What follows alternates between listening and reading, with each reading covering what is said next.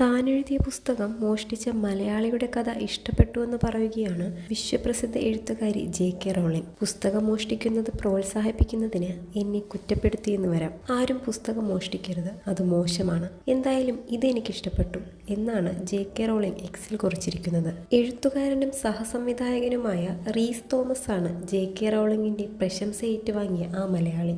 വായനയോടുള്ള പ്രണയം കൊണ്ട് 17 വർഷം മുൻപ് 9ാം ക്ലാസ്സിൽ പഠിക്കുമ്പോൾ റീസ് തോമസ് ഒരു പുസ്തകം മോഷ്ടിച്ചു. 2007 പുറത്തിറങ്ങിയ Harry Potter and the Deathly Hallows എന്ന പുസ്തകമായിരുന്നു അത്. വർഷങ്ങൾക്കിപ്പുറം തൃക്കളത്തൂർ കൈതമറ്റത്തിൽ വീട്ടിൽ റീസ് തോമസ് ക്ഷമാപണത്തോടെ ആ പുസ്തകം തിരികെ ഏൽപ്പിക്കാൻ മൂവാറ്റുപുഴ ന്യൂ കോളേജ് ബുക്ക് സ്റ്റാളിൽ പോയി. കടയുടമ ദേവദാസിന് പുസ്തകം കൈമാറുകയും ചെയ്തു. ഈ കഥ അറിഞ്ഞാണ് ദ ഹിന്ദുവിലുള്ള റീസിന്റെ അഭിമുഖം പങ്കുവെച്ചുകൊണ്ട് ജെ.കെ. റോളിംഗ് ട്വീറ്റ് ചെയ്തത്.